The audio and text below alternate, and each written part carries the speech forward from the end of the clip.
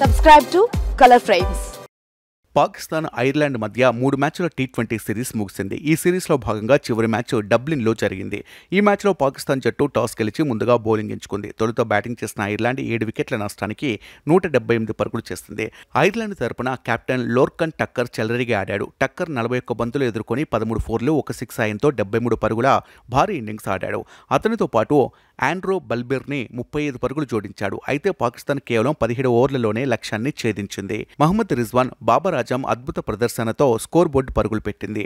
Mohammed Rizwan 147 strike రేట్తో 38 బంతులు ఎదుర్కొని 4 ఫోర్లు, 3 సిక్సర్ల సాయంతో 56 పరుగులు చేశాడు.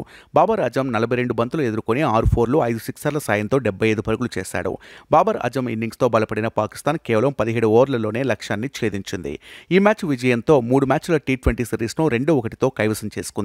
ఐర్లాండ్ బౌలర్లలో మార్క్ అడైర్ 3 వికెట్లు పడగొట్టాడు. ఇదిలా ఉండగా త్వరలో టీ20 ప్రపంచ కప్లో పాకిస్తాన్ పాల్గొనబోతుంది. ఐసీసీ నిర్వహిస్తున్న ఈ మెగా టోర్నీ అమెరికా, వెస్టిండీస్ గడ్డపై జరగనుంది.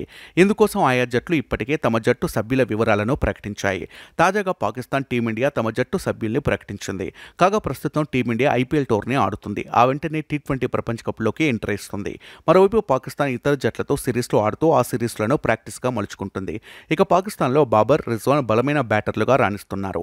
తాజా సిరీస్ చివరి మ్యాచ్లో ఈ ఇద్దరు తుఫాన్ ఇన్నింగ్స్తో చెలరేగిపోయారు. ఈ ఇన్నింగ్స్ ద్వారా పాక్ టీమిండియాకు బలమైన హెచ్చరికలు పంపింది. తాజాగా బాబర్ మాట్లాడుతూ మా ప్రత్యర్థి భారత్ అని కోహ్లీని అవుట్ చేసేందుకు ప్రత్యేక వ్యూహాలు రచిస్తున్నట్లు చెప్పారు.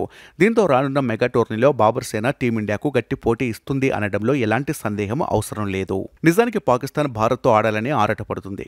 గత ప్రపంచ కప్ తర్వాత దాయాది దేశాలు మరే టోర్నీలోనూ తలపడలేదు. దాదాపు 7 నెలల తర్వాత ఇరు జట్లు పోటీ పడుతుండటంతో ఫ్యాన్స్ కూడా ఆతృతగా ఎదురుచూస్తున్నారు. వీడియో మీకు నచ్చినట్లయితే ప్లీజ్ లైక్ చేయండి, షేర్ చేయండి, కామెంట్ చేయండి.